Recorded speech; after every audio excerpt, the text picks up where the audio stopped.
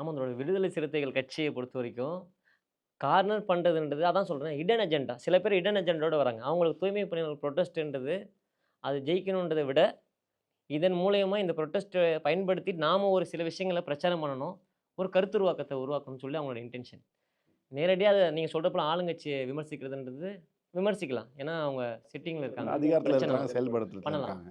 விடுதலை சிறுத்தைகள விமர்சனம் பண்றதுக்கான எக்ஸாக்ட்டா அவங்க வைக்கக்கூடிய வாதங்கள் இருக்குல்ல, அது வந்து உண்ம கிடையாது.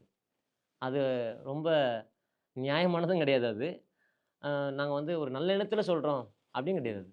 அது தீய எண்ணம் தான். ஏன்னா, அவங்க சொல்லக்கூடிய வாதங்கள் ஃபர்ஸ்ட்டு வாதம் என்னன்னாக்கா, அத ஏன் அவங்க கண்டுக்கல அப்படின்றப்பலாம் அவங்க சொன்னாங்க. உண்மைய சொல்லணும்னாக்கா, ஒரு கட்சி தலைவரா அந்த போராட்டத்துக்கு வந்து நின்னது பார்த்தீங்கன்னாக்கா திருமாவளவன். நான் நேரடியா அத விட்னஸ் பண்ணேன் நானு. முதல்ல இந்த மாரி பிரச்சனை இருக்கு. இத வந்து நம்ம கொண்டு போயிட்டு சில பேர்ட்ட நம்ம சொல்றோம். எங்கெங்கலாம் மீடியால சொல்ல முடியுமோ சொல்றோம். அப்படி அத பார்த்து ஜாய் தோழன்றவர் மூலியமா சிந்தனை செல்வன் அண்ணனுக்கு அந்த விஷயம் போயிட்டு, எம்.எல்.ஏ. சிந்தனை செல்வன் அண்ணன், வி.சி.கே.வுடைய பொதுச் செயலாளர். அவர் நேரடியா அந்த களத்துக்கு வந்தாரு.